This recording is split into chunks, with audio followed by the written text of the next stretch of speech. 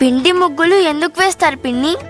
ఓ అదా, అది నాకు ఫస్ట్లో తెలిసేది కాదు. ఓసారి నీలాగే నేను కూడా బామ్మని ఇదే డౌట్ అడిగితే బామ్మ చెప్పింది. ఏమని చెప్పింది? మన హిందూ ధర్మంలో సంస్కారము సంప్రదాయమే కాదు, ఇతరులకి సాయం చేసే గుణం కూడా ఉన్నదని. అది మనుషులకే కాదు, ప్రతి ప్రాణికి అని చెప్పి పిండి ముగ్గులు వేయడం వల్ల ఆ పిండి చీమలకి, కొన్ని రకాల పురుగులకి ఆహారంగా ఉపయోగపడుతుందంట. అవునా? సూపర్ పిన్ని.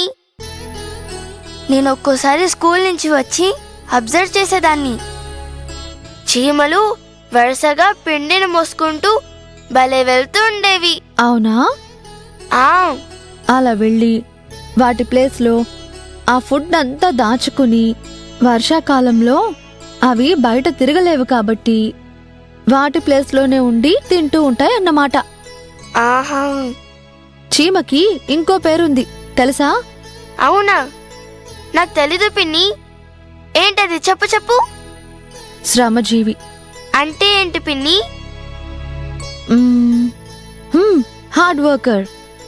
హార్డ్ వర్కర్ అన్నమాట. సో చీమను చూసి మనిషి హార్డ్ వర్క్, డిసిప్లిన్ లాంటివి చాలా నేర్చుకోవచ్చన్నమాట. సూపర్ పిన్ని. మన ఇంటి ముందు నువ్వు ఒక మంచి ముగ్గేవా?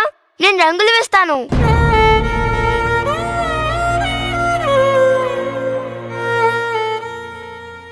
ఏంటి పిన్ని, ముగ్గు వేయమంటే ముగ్గులో గొబ్బమ్మలాగా అలా చూస్తున్నావేంటి?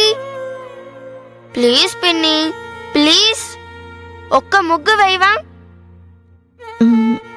నేనా? మరి దీనికోసం మళ్ళీ బామ్మని బతిమా